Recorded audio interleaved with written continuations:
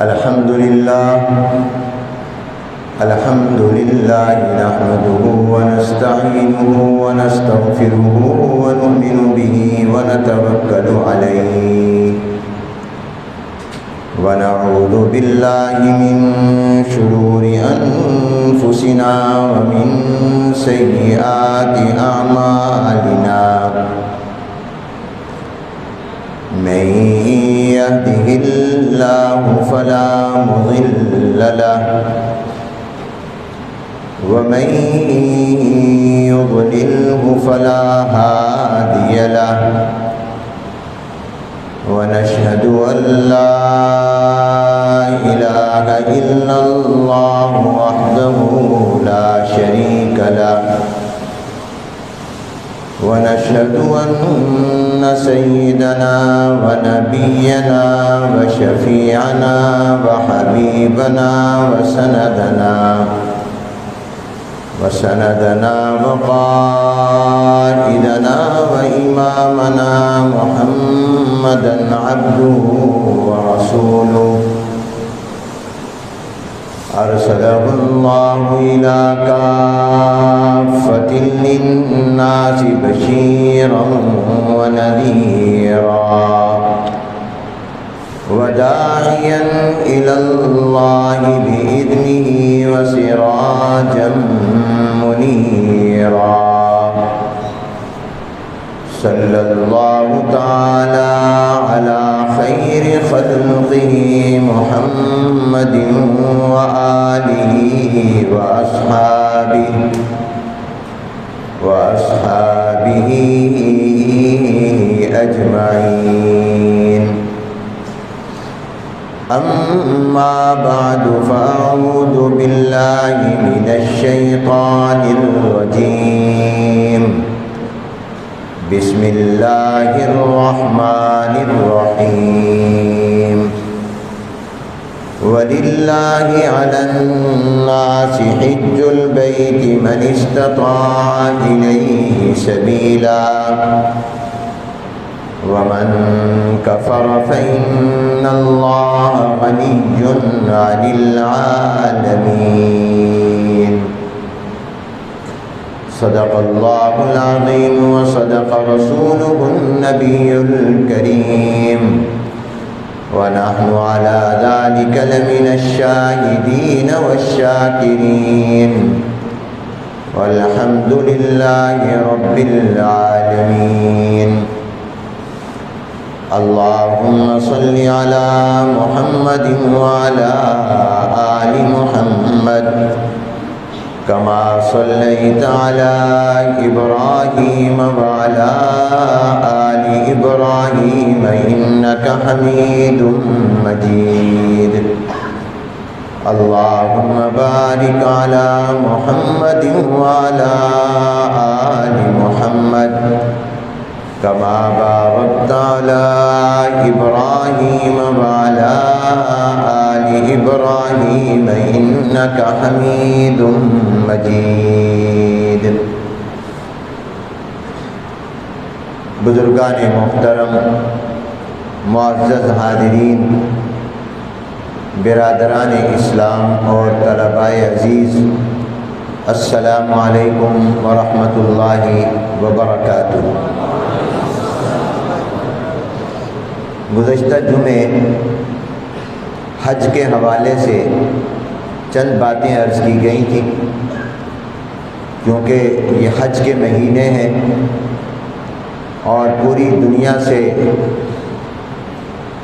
خوش نصیب مسلمان فریضہ حج ادا کرنے کے لیے جا رہے ہیں، اور ہر مسلمان کی یہ تمنا اور آرزو اور خواہش ہوتی ہے کہ میں بھی حج کروں، مکہ اور مدینہ منورہ کی زیارت کروں۔ اس مناسبت سے حج کے حوالے سے جو باتیں عرض کی جا رہی ہیں ان میں آج جو عنوان ہے وہ یہ ہے کہ جب حج فرض ہو جائے تو اس کے ادا کرنے میں جلدی کرنی چاہیے۔ اسلام کے 5 بنیادی ارکان ہیں، جیسے مکان کی ایک بنیاد ہوتی ہے، بنیاد پر وہ عمارت کھڑی ہوتی، اسی طرح اسلام کی عمارت 5 بنیادوں پر کھڑی ہے۔ پہلی بنیاد اسلام کی اور پہلا رکن وہ زبان سے شہادتین کا اقرار ہے، اشہد ان لا الہ الا اللہ و اشہد ان محمدً عبدہ و رسولہ، زبان سے اس کا اقرار و اعلان، یہ اسلام کی پہلی بنیاد ہے، یہ اسلام کا پہلا رکن ہے۔ دوسرا رکن اور بنیاد نماز ہے، 5 وقت کی نماز فرض ہے۔ اور تیسرا زکوٰۃ ہے، اور چوتھا فرض اور بنیاد اسلام کی رمضان المبارک کے روزے ہیں، اور 5واں فرض اور 5ویں بنیاد اور 5واں رکن وہ بیت اللہ کا حج ہے۔ ان 5 ارکان اور 5 بنیادوں پر اسلام کی عمارت قائم ہے۔ جب جو شخص کلمہ پڑھ لیتا ہے تو اس پر سب سے پہلا فرض 5 وقت کی نماز ہے۔ نماز ہر مسلمان پر فرض ہے۔ دن میں 5 نمازیں فرض، 1 واجب، وتر واجب ہیں، فجر، ظہر، عصر، مغرب، عشاء فرض ہیں۔ خواہ وہ امیر ہو یا غریب، مالدار ہو یا مفلس اور فقیر، ہر ایک پر نماز فرض ہے۔ جو بھی مسلمان عاقل بالغ ہے اس پر نماز فرض ہے، خواہ وہ امیر ہو یا غریب ہو، مرد ہو یا عورت ہو، جہاں بھی رہتا ہو اس پر نماز فرض ہے۔ حتیٰ کہ بیمار ہو تب بھی نماز معاف نہیں، سفر میں ہو تب بھی نماز معاف نہیں۔ یہ اور بات ہے کہ سفر میں رعایت ہو جاتی ہے، 4 رکعت والی نماز میں 2 رکعتوں کی رعایت مل جاتی ہے، 2 پڑھ لو، جیسے ظہر ہے، عصر ہے، عشاء ہے۔ وہ مسافر کے لیے 4 نہیں بلکہ 2 ہیں، اور مقیم جو اپنے گھر میں گئے اس کے لیے 4 ہی رکعتیں ہیں۔ اور یہ پوری زندگی کا وظیفہ ہے، بالغ ہونے کے بعد سے لے کر مرتے دم تک نماز کی رعایت نہیں ہے۔ 5 وقت کی نماز فرض ہے، مسافر پر بھی، مقیم پر بھی، بیمار پر بھی، تندرست پر بھی، مرد پر بھی، عورت پر بھی، امیر پر بھی، غریب پر بھی۔ اور یہ روزانہ کا حکم ہے، روزانہ کا وظیفہ، روز کی 5 نمازیں فرض ہیں۔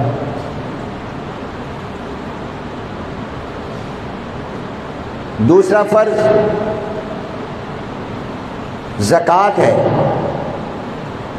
یہ زکوٰۃ اللہ نے ہر ایک پر فرض نہیں کی، صرف مالدار پر کی، اور وہ بھی روزانہ نہیں، ہر ہفتے نہیں، ہر مہینے نہیں، سال میں 1 مرتبہ۔ اس میں اللہ تعالیٰ نے رعایت دی، زکوٰۃ مالدار پر ہے، فقیر اور غریب پر نہیں، روزانہ نہیں، ہر ہفتے نہیں، ہر مہینے نہیں، بلکہ سال میں 1 مرتبہ، اور وہ بھی پورا مال نہیں بلکہ مال کا 40واں حصہ۔ تیسرا فرض رمضان المبارک کے روزے۔ رمضان المبارک کے روزے بھی ہر عقل مند بالغ مسلمان پر فرض ہے، مگر اس میں بھی اللہ نے یہ رعایت رکھی کہ 12 مہینوں میں اللہ نے ہر مہینے کے روزے فرض نہیں کیے، آدھے یعنی 6 مہینے کے روزے بھی فرض نہیں کیے، صرف اللہ نے 1 مہینہ رمضان مبارک کے روزے فرض کرا۔ 11 مہینے کھاتے پیتے رہو، اور 1 مہینہ صرف وہ بھی دن کے وقت میں کھانا پینا چھوڑ دو۔ اللہ نے 1 مہینے کے روزے فرض کیے ہیں 12 مہینوں کے لیے، مگر یہ روزہ بھی ہر مسلمان عقل مند بالغ پر ہے، خواہ وہ مرد ہو یا عورت ہو، امیر ہو یا غریب ہو۔ یہ نہیں کہ روزے امیروں پر فرض ہیں، غریبوں کی رعایت ہے، نہیں، امیر پر بھی غریب پر بھی۔ لیکن یہ رعایت اللہ نے دے دی کہ اگر کوئی بیمار ہے، روزہ رکھنے کی طاقت نہیں رکھتا، تو وہ جب تندرست ہو، صحت مند ہو، تو وہ رمضان کے روزوں کی قضا کر لے۔ کوئی سفر میں گئے تو اس کو بھی رعایت دے دی کہ جب وہ گھر واپس آئے تو آ کر روزے کی قضا کر لے۔ جتنے روزے سفر کی وجہ سے رمضان کے رہ گئے، وہ عید کے بعد، رمضان کے بعد اگلے رمضان تک جب چاہے رکھ لے، کوشش جلدی کی کر لے۔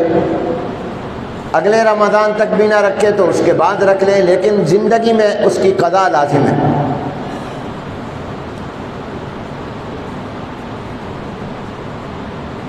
پانچواں فرض اور اسلام کا بنیادی رکن حج ہے۔ اس میں اللہ نے 2 رعایتیں دے دی بڑی نمایاں۔ ایک رعایت تو یہ دے دی کہ حج صرف زندگی میں 1 مرتبہ فرض ہے۔ جتنی زندگی اللہ نے کسی کو دی ہے، وہ زندگی میں 1 مرتبہ حج کر لے۔ 5 نمازیں روزانہ، زکوٰۃ ہر سال، رمضان کے روزے ہر سال۔ مگر اللہ نے حج میں یہ رعایت فرما دی کہ حج روزانہ نہیں، ہر مہینے نہیں، ہر سال نہیں، بلکہ اللہ نے فرمایا زندگی میں 1 مرتبہ کرو۔ زندگی میں 1 مرتبہ اگر حج کر لیا، فرض حج کر لیا، اس کا فرض ادا ہو گیا۔ اور دوسری رعایت یہ دے دی کہ مالدار پر اللہ نے حج فرض کیا ہے، غریب پر نہیں۔ کوئی غریب اپنی خوشی سے جانا چاہے تو اور بات ہے، لیکن اس پر فرض نہیں ہے۔ اللہ نے وہ مالدار پر فرض کیا ہے، غریب پر نہیں کیا۔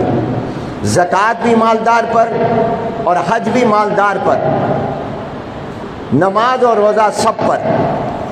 نماز روزانہ اور روزہ سال میں 1 مرتبہ، 1 مہینے کے 12 مہینوں میں سے۔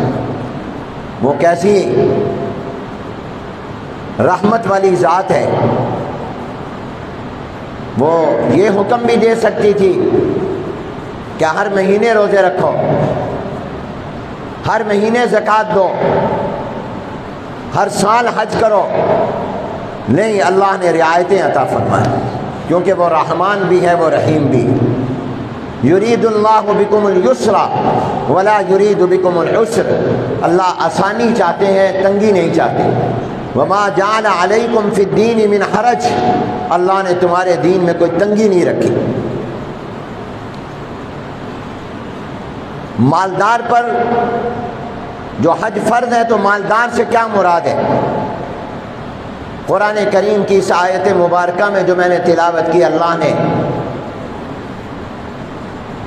مالدار کی صاحب استطاعت ہونے کی قید لگائی ہے، اور جناب نبی کریم صلی اللہ علیہ وسلم نے اپنی احادیث مبارکہ میں اس کی وضاحت فرما دی۔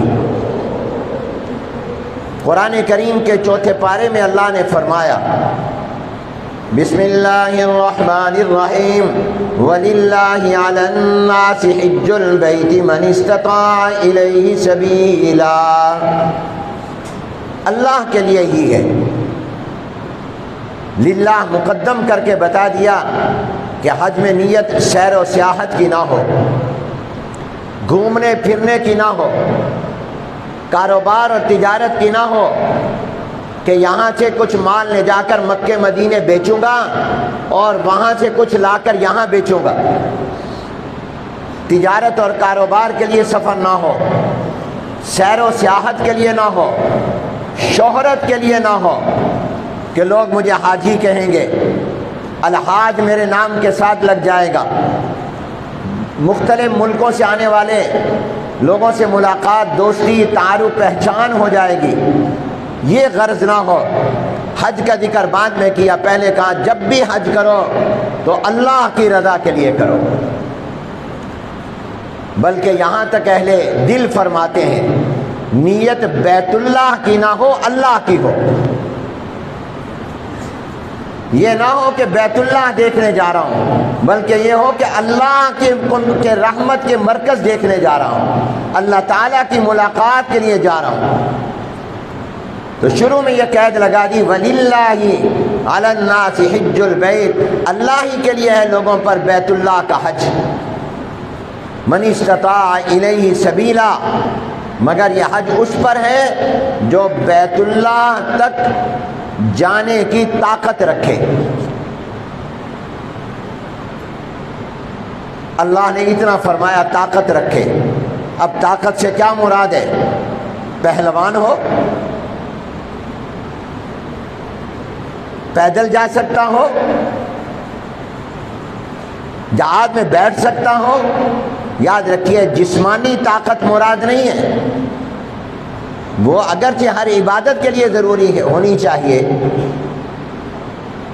یہاں پر مراد مالی طاقت ہے۔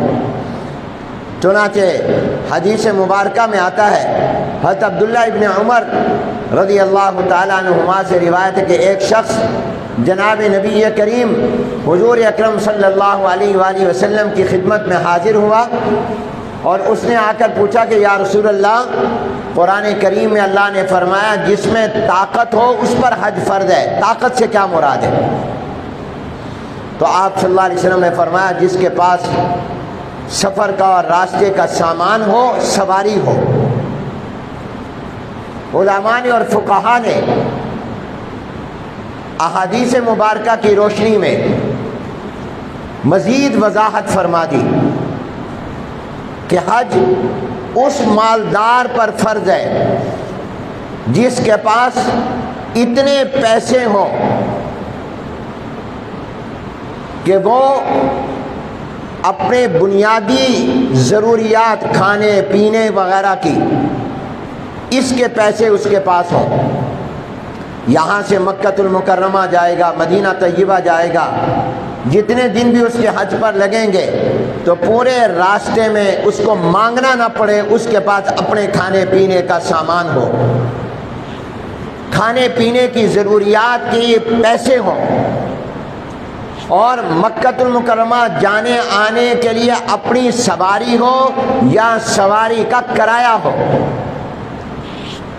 سواری کرائے پر لے لے یا سواری کا کرایہ دے دے، جہاز پر جانا ہے تو اس کے ٹکٹ کے پیسے ہوں، بحری جہاز میں جانا ہے اس کے پیسے ہوں، اپنی کار میں جانا ہے تو اپنی کار ہو یا کرائے کی کار ہو، اور پیٹرول ڈالنے آنے جانے کے پیٹرول کے پیسے ہوں۔ یہ نہ ہو کہ راستے میں کھڑا پیٹرول مانگ رہا ہو، اس پر حج فرض نہیں ہے۔ حج اس پر فرض ہے جو مسلمان ہو، کافر پر حج نہیں ہے۔ نمبر 2، عقل مند ہو، مجنون اور پاگل پر حج فرض نہیں ہے۔ نمبر 3، بالغ ہو، نابالغ پر، بچے پر حج فرض نہیں ہے۔ نمبر 4، تندرست اور صحت مند ہو، معذور نہ ہو۔ اور نمبر 5، راستے کا خرچ، جانے سے واپس آنے تک راستے کا تمام خرچ، کھانے کا، پینے کا، رہنے کا، وہاں جا کر ہوٹل میں رہنا ہے، اگر کوئی جان پہچان والا نہیں ہے تو اس کے پیسے ہونے چاہیے۔ اور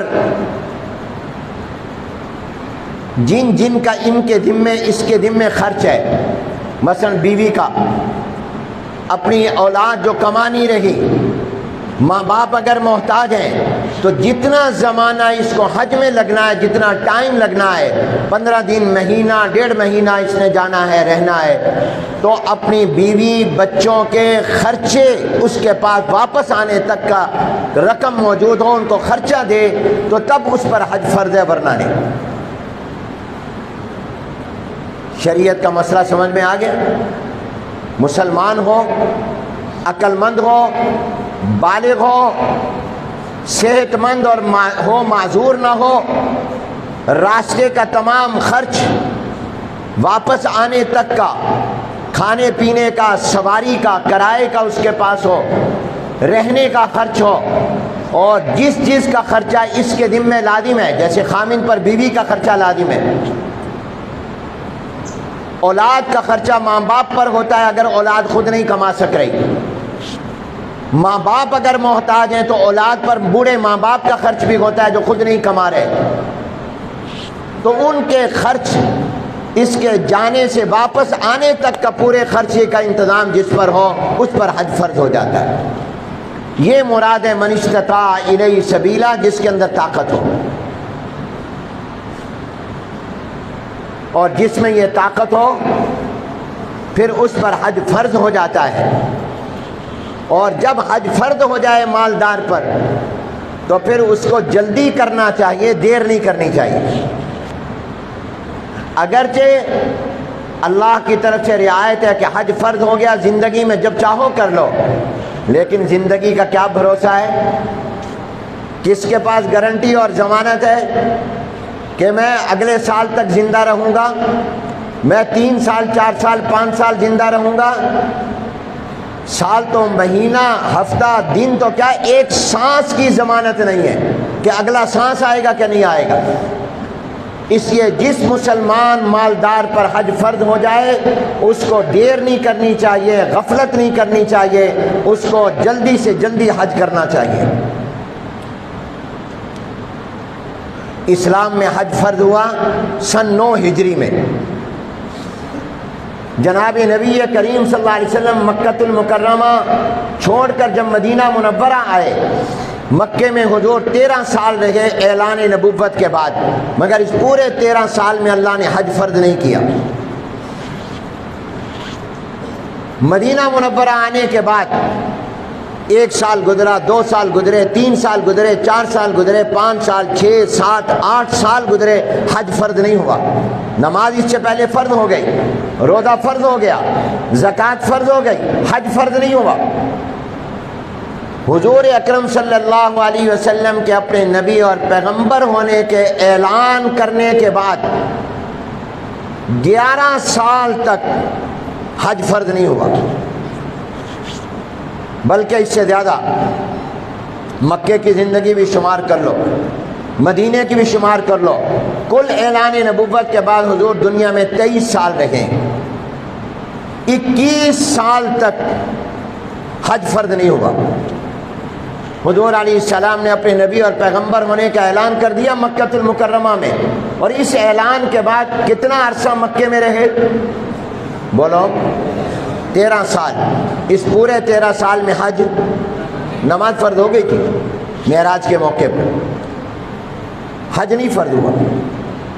مکہ چھوڑ کر مدینہ منورہ آ گئے، 8 سال گزر گئے، 13 اور 8 جمع کرو کتنے ہوئے؟ 21 سال۔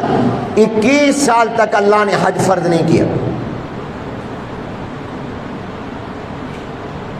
کیوں نہیں کیا؟ حج کے لیے یہ بھی ضروری ہے کہ آپ پر تب حج فرض ہوگا جب راستہ محفوظ ہو، خطرناک نہ ہو۔ مسلمانوں کی کافروں سے لڑائی اور جنگ جاری تھی، اگر مسلمان حج کرتے تو خطرہ تھا کہ کافر ان پر حملہ کرتے۔ مدینے میں آنے کے بعد بھی بدر کی لڑائی، احد کی لڑائی، کتنی جنگیں ہوئی ہیں، کتنی مرتبہ مکے کے کافروں نے، دشمنوں نے مدینے پر حملے کا پروگرام بنایا، حملے کیے ہیں۔ تو راستے کا محفوظ ہونا بھی حج کے فرض ہونے کے لیے ضروری ہے، جیسے پیسوں کا ہونا، راستے کا خرچہ، آنے جانے تک کا خرچہ، واپسی تک کا خرچہ، جن کے خرچے آپ پر لازم ہیں ان کا خرچہ، اسی طرح راستے کا پرامن ہونا اور راستے کا محفوظ ہونا، تاکہ آپ کو سفر میں کوئی ڈر اور خطرہ نہ ہو، یہ بھی حج کی فرضیت کے لیے ضروری ہے۔ خدا نخواستہ اگر پاکستان سے سعودی عرب جانے کا راستہ خطرناک ہو جائے، کسی ملکوں کی جنگ ہو رہی ہے اور خطرہ ہے کہ آپ کا جہاز جائے گا، کوئی اس کو نشانہ بنا لے گا، میزائل مار دے گا، حج فرض نہیں ہوگا۔ راستے کا محفوظ ہونا بھی ضروری ہے۔ اور حضور علیہ السلام جب تک مکے میں تھے کافر تنگ کر رہے ہیں، مدینے آ گئے کافر تنگ کر رہے ہیں، حملے کر رہے ہیں، لڑائیاں جنگیں ہو رہی ہیں، اس لیے اللہ نے حج فرض نہیں کیا، کیونکہ اللہ تعالیٰ اپنے بندوں کو مشکل میں نہیں ڈالتے۔ حج فرض ہوا ہے حضور علیہ السلام کے مدینہ منورہ میں آنے کے 9ویں سال میں، گویا اعلان نبوت کے مجموعی طور پر 22ویں سال میں حج فرض ہوا، 9 ہجری میں حج فرض ہوا، لیکن جب حج فرض ہوا سن 9 ہجری میں تو اسی وقت حضور اکرم صلی اللہ علیہ وسلم نے حضرت ابو ہریرہ فرماتے ہیں، ارشاد فرمایا بھئی حج فرض ہو گیا ہے لہذا اس کو ادا کرنے کی جلدی فکر کرو، اور اسی سال میں حضور نے اپنے جانشین سیدنا صدیق اکبر رضی اللہ تعالیٰ عنہ کی قیادت میں مسلمانوں کا ایک قافلہ مدینے سے مکہ حج کے لیے روانہ کر دیا۔ خود حضور علیہ السلام تشریف نہیں لے گئے، سیدنا پہلا مسلمانوں کا حج کا قافلہ مدینہ منورہ سے سن 9 ہجری میں گیا، حضور کے اعلان نبوت کے 22ویں سال میں گیا، سیدنا صدیق اکبر رضی اللہ تعالیٰ اس کے قائد بنے، امیر بنے۔ اسلام میں فرضیت حج کے بعد پہلا حج ہوا ہے ابو بکر کی قیادت میں، وہ امیر کارواں تھے، اس لیے میں کہتا ہوں قیامت تک جتنے بھی حج ہوں گے سب کو ثواب ملے گا، اس کا ثواب ابو بکر کو بھی ملتا رہے گا، اور جو ابو بکر کے ساتھ گئے ان سب کو بھی ملتا رہے گا۔ 9 ہجری میں حج فرض ہوا، اور جناب نبی کریم صلی اللہ علیہ وسلم اس کے اس سال میں حضور نے ابو بکر کو بھیجا، مسلمانوں کو بھیجا، اور اگلے سال 10 ہجری کو حضور علیہ السلام خود حج پر روانہ ہوئے، اور صحابہ کی بہت بڑی تعداد کے ساتھ جناب نبی کریم صلی اللہ علیہ وسلم مدینہ منورہ سے روانہ ہوئے حج کے لیے مکہ المکرمہ، اور قربان جائیں حضور کے دیوانوں پر، حضور کے عاشقوں پر، حضور علیہ السلام کے صحابہ پر کیا محبت تھی ان کو اپنے نبی اور پیغمبر سے کہ انہوں نے حضور کے پورے سفر حج کو بھی 1400 سال گزر گئے، سب سے پہلے صحابہ نے اس کو محفوظ کر کے تابعین کو بتایا، اپنے زمانے کے لوگوں کو، اور اپنے جن جن لوگوں سے ان کی ملاقات زندگی میں ہوئی ان کو بتایا، اور اس کے بعد اب تک بتاتے آتے رہے 1400 سال تک۔ آج 1400 سال سے زیادہ عرصہ گزر چکا ہے، حضور اکرم صلی اللہ علیہ وسلم کے حج کی پوری تفصیل کہ آپ اپنے حج میں کہاں ٹھہرے، کہاں کہاں آپ نے کیا کیا، کہاں آپ نے نفل پڑھے، کہاں سے احرام باندھا، کہاں سے آپ نے تلبیہ پڑھا، کس کس اونٹنی پر سوار ہوئے، اور مکے سے جب مدینے سے جب مکے گئے تو آپ کا یہ سفر تو اونٹنیوں پر تھا، پیدل سفر تھا، کہاں آپ دن کو ٹھہرے، کہاں رات کو ٹھہرے، کہاں آپ نے کون سی نماز پڑھی، کہاں آپ نے فجر پڑھی، کہاں ظہر پڑھی، کہاں عصر پڑھی، کب روانہ ہوئے، کب مکے پہنچے، یہ پورا سفر حضور علیہ السلام کا صحابہ نے محفوظ کیا ہوا ہے، کتابوں میں موجود ہے، سیرت کی کتابوں میں پورا تفصیل کے ساتھ موجود ہے۔ جناب نبی کریم صلی اللہ علیہ وسلم 9 ہجری میں حج فرض ہو رہا ہے، ابو بکر کو بھیج رہے ہیں، کچھ مسلمان ساتھ جا رہے ہیں، اور اگلے سال حضور خود روانہ ہو رہے ہیں صحابہ کی بہت بڑی تعداد کے ساتھ۔ اب حضور کے اس عمل سے کیا معلومات، جہاں زبان سے فرمایا حج فرض ہو جائے تو دیر نہ کرو، تو بتاؤ حضور نے بھی دیر کی یا جلدی ادا کیا؟ جلدی ادا کیا۔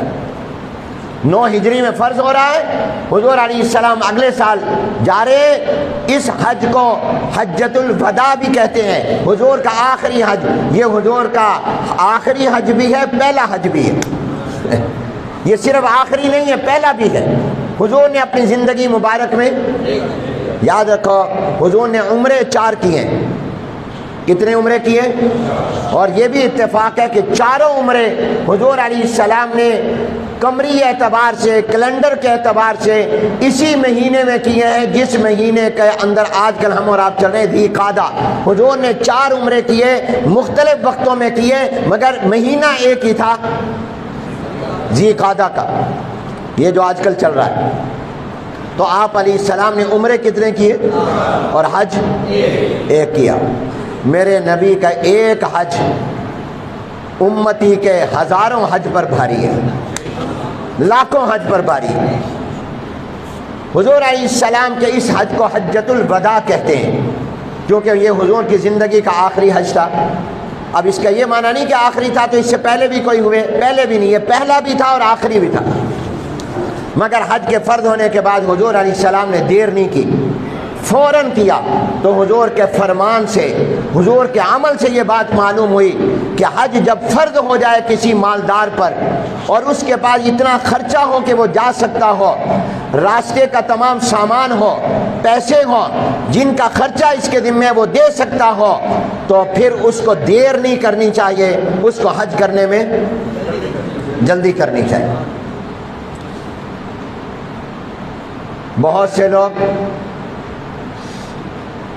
بڑے بہانے ڈھونڈ لیتے ہیں، شیطان ہے نا، وسوسے ڈالتا ہے۔ اور حج کتنے آپ میں سے بھی مسلمان ہوں گے جو مالدار ہیں، جن کے پاس اتنا مال ہے کہ وہ جا سکتے ہیں، آ سکتے ہیں، راستے کا خرچہ اٹھا سکتے ہیں، اور جتنا عرصہ انہوں نے جانا ہے، مہینہ 15 دن، جتنے دن کے لیے جانا ہے اتنے دن کا اپنے اوپر جن کا خرچہ لازم ہے بیوی وغیرہ کا وہ بھی دے سکتے ہیں، لیکن نہیں جاتے، حج نہیں کرتے۔ بہانے، جو بہانے ہوتے ہیں، وہ ایک عالم نے لکھا ہے کہ مثلا ایک بہانہ یہ کرتے ہیں لوگ کہ جی ہمارے گھر میں ماحول نہیں ہے، ابھی ہاں ماحول نہیں بنا کہ حج پر جائیں۔ لندن جانے کا ماحول ہے، مری جانے کا ماحول ہے، گرمیوں میں سوات جانے کا ماحول ہے، ہاں جی نتھیا گلی جانے کا ماحول ہے، اس کے لیے پیسے اور خرچے ہیں، وہاں جا کر 5 اسٹار ہوٹلوں کا خرچہ ہے، بچوں کو ساتھ لے جانے یا جا رہا ہے تو ان کا خرچہ دے کر جانے کی گنجائش ہے، مگر کہتا ہے حج کا ماحول نہیں ہے۔ یہ ماحول تو بنانے سے بنتا ہے میرے دوستوں۔ اگر تم کہو کہ میں نے حج پر جانا ہے، حج پر جانا ہے، بیوی بچوں کا ذہن، اپنا ذہن بھی بنے گا۔ بعض لوگ یہ بہانہ کرتے ہیں کہ جی حج پر جانا ہے، پہلے نماز روزہ تو کر لیں، نماز تو پڑھتے نہیں ہیں، حج پر چلے جائیں، روزہ تو رکھتے نہیں ہیں، حج پر چلے جائیں۔ تو میرے عزیزوں بتاؤ، میں نے آپ کو حج کے فرض ہونے کی جو شرطیں بتائی ہیں اس میں یہ شرط بھی بتائی ہے کہ نماز پڑھتا ہو تو تب حج فرض ہوتا ہے، ورنہ نہیں ہوتا؟ بولو تو صحیح۔ روزہ رکھتا ہو تو حج فرض ہوتا ہے، ورنہ نہیں ہوتا۔ نماز روزہ الگ فرض ہے، حج بولو اللہ جو بولے ان کو حج کرا دے، اپنے کرم سے کرا دے، جلدی کرا دے۔ بہانہ بناتے ہیں، کہو بھئی حج کر لو، مالدار ہو، صاحب استطاعت ہو، صاحب حیثیت، بھئی میں نماز تو پڑھتا نہیں ہوں تو حج کر کے کیا کروں گا، روزے تو میں نے رکھے نہیں رمضان کے، حج پر بھئی نماز روزہ الگ فرض ہے اور حج بولو الگ فرض ہے۔ صبح کی روٹی الگ ہے، شام کی روٹی الگ ہے۔ کبھی یہ کہا کہ صبح کی نہیں کھائی میں شام کی بھی نہیں کھاتا؟ صبح کو نہ کھائی ہو، شام کی تو سب سے پہلے پہنچ جاتے ہو۔ تو صبح کا ناشتہ الگ، دوپہر کا کھانا الگ، شام کا کھانا الگ۔ جیسے یہ الگ ہے اس طرح نماز الگ فرض ہے، روزہ الگ فرض ہے، حج الگ فرض ہے۔ حج فرض اس وقت نہیں ہوتا کہ پہلے نماز پڑھو گے تو حج فرض ہوگا، روزہ رکھو گے تو حج فرض ہوگا۔ نہیں، نماز نہیں بھی پڑھتے، روزہ نہیں بھی رکھ رہے تب بھی حج فرض ہے۔ اور دوسرا جواب اس بہانے کا یہ ہے، نماز روزہ شروع کر دو، تمہارے اپنے اختیار میں ہے۔ یہ بہانہ کیا بہانہ ہے؟ یہ شیطان کا وسوسہ ہے۔ بھی میں نماز نہیں پڑھتا تو حج کیسے کروں؟ پڑھنے شروع کر دو نماز، کیا رکاوٹ ہے؟ بھئی روزہ نہیں رکھ رہا تو حج کیسے؟ رکھو روزہ، کیا رکاوٹ ہے تمہیں، کیوں نہیں رکھتے؟ اور تیسرا جواب یہ یاد رکھو، جب مکہ مدینے کی مبارک معطر فضاؤں میں جاؤ گے اور وہاں پر جا کے مہینہ 30-40 دن بیت اللہ اور مسجد نبی میں گزارو گے، انشاءاللہ نمازی بھی بن جاؤ گے، روزے دار بھی بن جاؤ گے، نمازی بھی بن جاؤ گے، روزے دار بھی بن جاؤ گے۔ یہ اس کا اثر ہوگا کہ پہلے نمازی نہیں تھے تو اب نمازی بن جاؤ گے، پہلے روزہ نہیں رکھتے تھے اب روزے دار بن جاؤ گے، یہ اس کا ہوگا۔ ایک آدمی مجھ سے کہنے لگا، میں نے کہا یار تم اب تک گئے نہیں حج پر یا عمرے پر، جاؤ نا، تمہارے پاس پیسہ ہے، مدینہ منورہ جاؤ، حضور کے قدموں میں جاؤ، حضور کے روضے مبارک پر جاؤ۔ کہتا ہے داڑھی تو ہے نہیں، کس منہ سے جاؤں گا، حضور کے سامنے کس منہ سے جاؤں گا، چہرے پر داڑھی تو ہے نہیں۔ اب یہ بہانہ وسوسہ بھی شیطان دل میں ڈالتا ہے۔ میں نے کہا مدینہ منورہ جانے کے لیے داڑھی کا ہونا کوئی فرض نہیں ہے، یہ نہیں ہے کہ تب جاؤ جب داڑھی ہو، اگر داڑھی نہیں ہے پھر بھی چلے جاؤ، اور یہ رکاوٹ نہیں ہے، تمہارا نفس رکاوٹ ہے، رکھ لو۔ یہ رکاوٹ کو دور کرنا تمہارے اختیار میں ہے، یہ کوئی وزیر اعظم کے اختیار میں، یہ گورنر، وزیر اعلیٰ، پولیس کے اختیار میں، تمہارے اپنے اختیار میں۔ رکھو داڑھی، جاؤ آج سے نیت کر لو میں حضور کی سنت نہیں مٹاؤں گا، چلے جاؤ۔ اور پھر جب حضور کے روضے پر جاؤ گے، بھلے داڑھی منڈے جاؤ گے، انشاءاللہ وہاں کی حاضری کا اثر یہ ہوگا کہ خود حضور کی سنت کا نور چہرے پر چمکا لو گے۔ کتنے لوگ ہیں جو داڑھی منڈے تھے، وہاں گئے اور اپنے چہروں کو حضور کی سنت کے نور سے چمکا لیا۔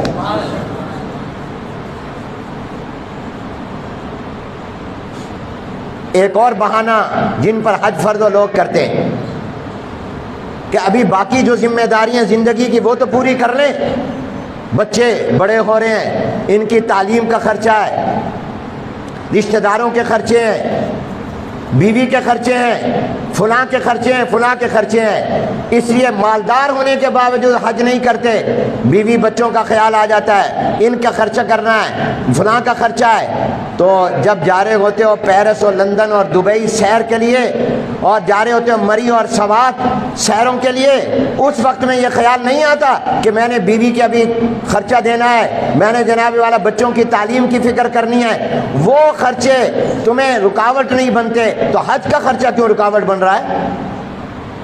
جبکہ میرا تجربہ یہ ہے کہ حج کا خرچہ کبھی باقی نہیں رہتا، اللہ اس کا کوئی انتظام کر دیتے، برکت آ جاتی۔ بعض لوگ یہ بہانہ بھی کرتے ہیں، ان پر حج فرض ہوتا ہے کہ ابھی تو میں نے بچوں کی شادی کرنی ہے، بیٹیاں جوان بیٹھی ہیں، ان کی شادی کروں گا پھر حج پر جاؤں گا۔ یاد رکھو اس کی وجہ سے حج کے فرض کو مؤخر کرنا ٹھیک نہیں۔ کیا تمہارے پاس یہ گارنٹی ہے کہ تم اپنے بچوں کی شادی تک زندہ رہو گے؟ کیا یہ بھی گارنٹی ہے کہ بچے زندہ رہیں گے؟ ایک سانس کی بھی، جب حج فرض ہو گیا تو اب اپنی بچیوں کو خاندان کے کسی بااعتماد کے سپرد کر کے جاؤ اور اللہ سے مانگو، اللہ تعالیٰ ان کے رشتے بھی کرا دے گا، اللہ ان کی شادیاں بھی کرا دے گا انشاءاللہ۔ اللہ سے مانگو۔ اس کی وجہ سے حج کو مؤخر کرنا فرض ہونے کے باوجود یہ ٹھیک نہیں ہے۔ بعض لوگ کہتے ہیں میری بیگم بڑی ڈاڈی ہے، وہ کہتی ہے میں نے تجھے اکیلے نہیں جانے دینا، میں تیرے ساتھ جاؤں گی، اور میرے پاس اتنے پیسے ہیں نہیں کہ میں بیوی کو لے کر جاؤں، لہذا میں بھی نہیں جاتا۔ اپنا فرض بیوی کی وجہ سے مؤخر کرنا یہ بھی جائز نہیں ہے، کیونکہ تمہارے اوپر اپنی بیوی کو حج کرانا لازم نہیں ہے۔ اگر تمہارے پاس اتنی حیثیت اور سہولت اور وسعت ہے کہ تم اپنی بیوی کو حج کرا سکتے ہو تو تمہاری خوشی ہے، ورنہ بیوی پر اپنے پاس اتنا پیسہ اور زیور ہو کہ وہ حج کر سکتی ہے تو اس پر فرض ہوگا، ورنہ نہیں ہوگا۔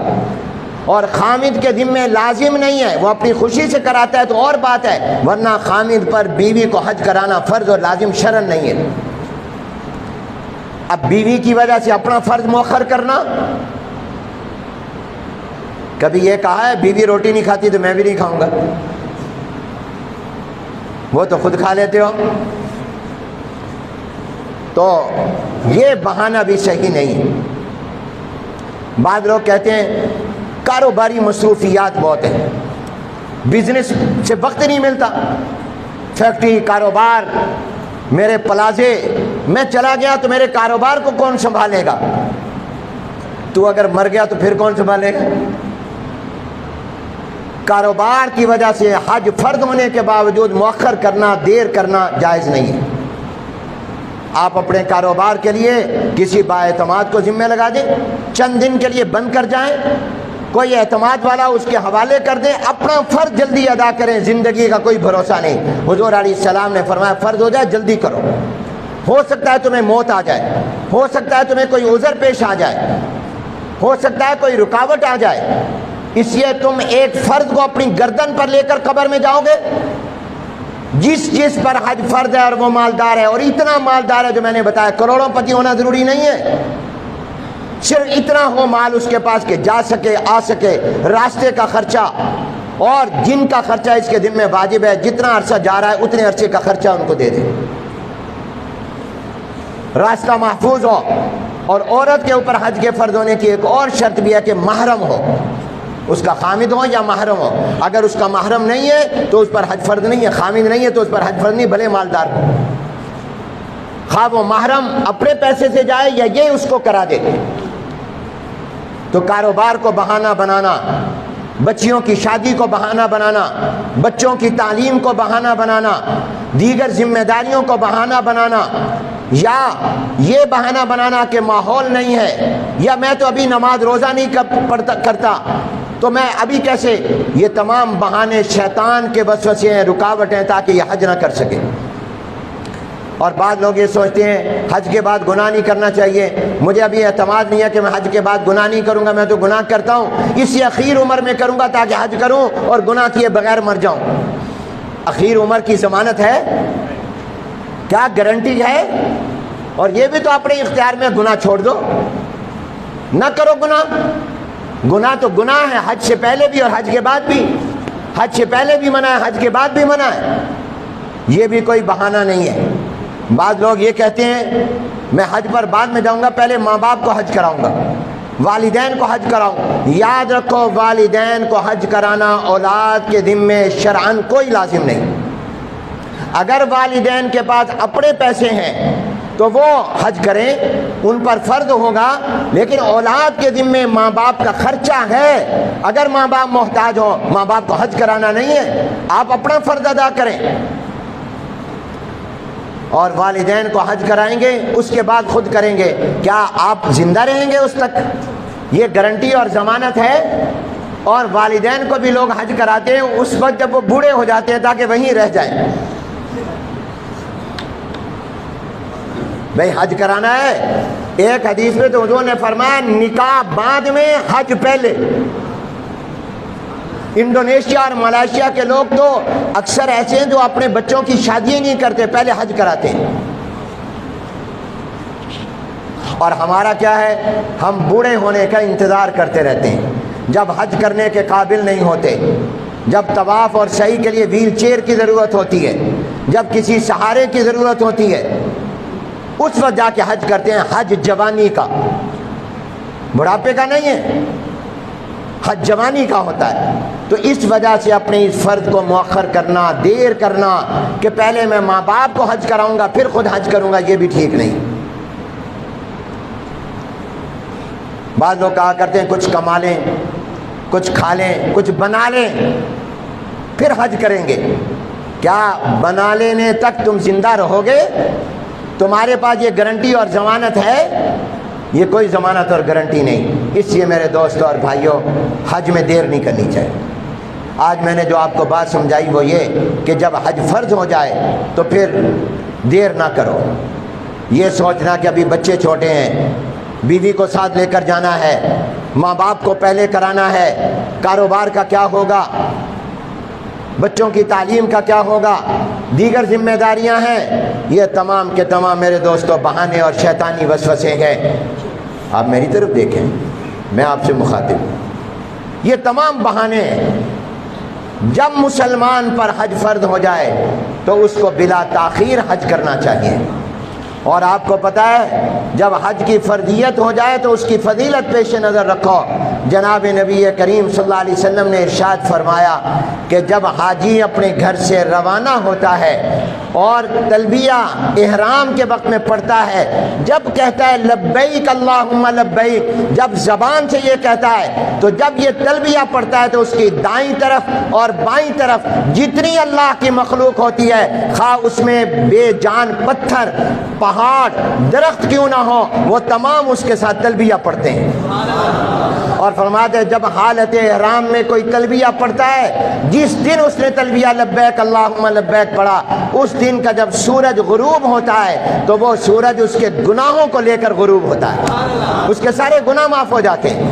اور فرمایا جس نے حج کیا، جھگڑا نہیں کیا، گالیاں نہیں دی، کسی کو برا بھلا نہیں کہا اور کسی کے ساتھ زیادتی نہیں کی، کوئی بے حیائی کی باتیں نہیں کی، وہ جب حج سے فارغ ہوتا ہے تو وہ اس دن کی طرح ہو جاتا ہے جس دن ماں نے جنا تھا، یہ گناہوں سے پاک تھا، اس طرح ہو جاتا ہے. اس لیے میرے دوستو، جس پر حج فرض ہو جائے، جو مالدار ہو، جو صاحب استطاعت ہو، اس کو دیر نہیں کرنی چاہیے. زندگی کا کوئی بھروسہ نہیں ہے، آنے والے کل بھی کسی نے نہیں دیکھا۔ یہ سوچنا کہ پہلے ماں باپ کو کرا لوں، پہلے میں کما لوں، پہلے یہ کام کر لوں پھر حج پر جاؤں گا، کوئی زندگی کی ضمانت نہیں ہے۔ جب حج فرض ہو جائے تو پھر اس حج کو کرنے میں جلدی کرنی چاہیے۔ اللہ تبارک و تعالی دین کے تمام فرائض ہمیں ادا کرنے کی توفیق عطا فرمائے۔ وآخر دعوانا ان الحمدللہ۔ عجب ہے